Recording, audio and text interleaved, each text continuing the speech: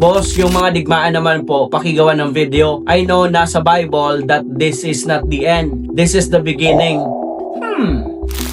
Sige, sagutin natin to. Alam nyo, sa bawat bukas natin ng balita, may digmaan, may tension sa mga bansa, may kaguluhan. Nakikita natin ang mga headline tungkol sa labanan sa Iran at ang tension sa Israel at ang iba pang mga hidwaan sa iba't ibang panig ng mundo. At marami ang nagtatanong, eto na ba ang hudyat? Malapit na ba talagang bumalik si Jesus? Eto na nga ba ang katapusan? Ngayon, mag-uusap tayo ayon sa salita ng Diyos. So ano ang sinabi ni Jesus tungkol sa mga digmaan? Matthew chapter 24 verse 6 to 7. Sinabi ni Jesus, makakarinig kayo ng mga digmaan at mga alingaw-ngaw ng digmaan. Maglalaban-laban ng mga bansa, laban sa bansa, at kaharian, laban sa kaharian. Napakalinaw. Hindi niya sinabi na baka mangyari. Sinabi niya, mangyayari. Pero may kasunod siya. Ngunit, huwag kayong mabagabag sapagkat kailangan itong mangyari. Pero, hindi ito ang wakas. Pansinin ninyo, hindi lahat ng digmaan ay automatic na katapusan. Ang digmaan ay bahagi ng fallen world. Ang digmaan ay paalala na nasisira ang mundo. Mula pa sa unang kasalanan sa hardin, pumasok ang kasalanan sa mundo. Ang resulta, galit, kapangyarihan, kasakiman, karahasan. Ang digmaan ay sintomas, hindi ugat. Ang ugat ay kasalanan ng tao. At habang may kasalanan, may digmaan. Pero ang tanong, may prophetic pattern ba? Sa Book of Revelation chapter 6, may binanggit na mga kabayo. Isa sa mga ito ay ang pulang kabayo, simbolo ng digmaan at pagdanak ng dugo. Sa Book of Revelation chapter 16, binanggit ang mga pagtitipon ng mga bansa sa Armageddon. Ibig sabihin, oo, may final global conflict na mangyayari bago ang pagbabalik ni Kristo. Pero tandaan, hindi tayo binigyan ng eksaktong petsa. Hindi tayo inutusan na manghula. Inutusan tayo na maging handa. So ano ang connection ng mga digmaan sa pagbabalik ni Jesus? Narito ang malinaw na connection. Una, ang digmaan ay birth pains. Matthew chapter 24 verse 8, ang lahat ng ito ay pasimula ng paghihirap. Sa original Greek, ito ay birth pains. Ang labor pain, hindi ibig sabihin na ngayon na agad ang panganganak, pero ibig sabihin, papalapit na. So habang papalapit ang pagbabalik ni Kristo, mas magiging intense ang mga pangyayari. Pangalawa, ang digmaan ay paalala na hindi ito ang ating permanenteng tahanan. Kung ang mundo ay nagiging mas magulo, ibig sabihin, hindi ito ang final peace. Ang tunay na kapayapaan ay darating lamang kapag bumalik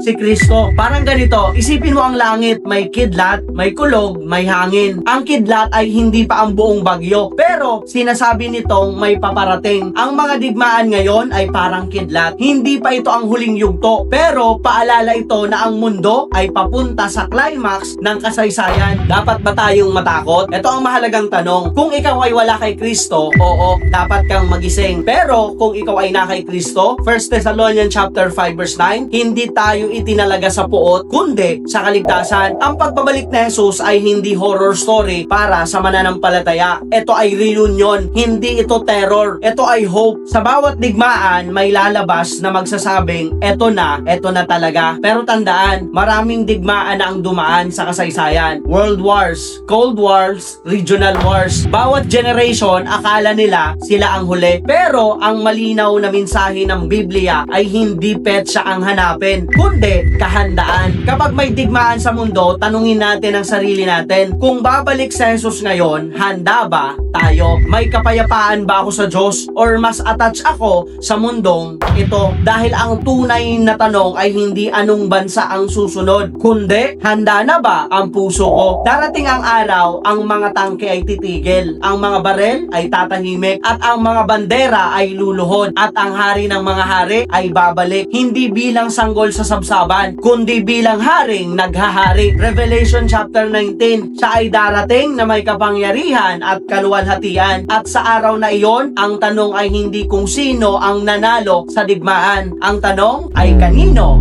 kakabilang.